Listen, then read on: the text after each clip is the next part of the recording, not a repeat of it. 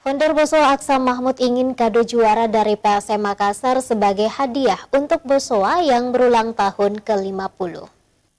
Bismillahirrahmanirrahim. Assalamualaikum warahmatullahi wabarakatuh. Founder Bosowa Korporindo Aksa Mahmud berharap PSM Makassar meraih gelar juara Liga 1 musim ini.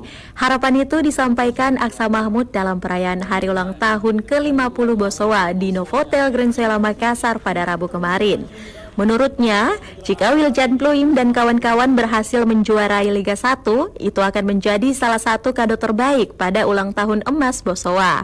PSM saat ini berada di puncak klasemen sementara dengan mengoleksi 53 poin dari 25 laga. PSM adalah tim yang difavoritkan juara karena anak asuh Bernardo Tavares ini tampil konsisten di sepanjang musim ini. Pasukan Ramang masih menyisakan 9 laga di Liga 1 musim 2022-2023. Laga terdekat, PSM akan menghadapi Persebaya Surabaya di Stadion Gelora Joko Sabudro, Gresik. Jika terus mendapatkan hasil positif di sisa laga, peluang Jukueja sangat besar keluar sebagai juara kompetisi kasta tertinggi sepak bola Indonesia musim ini.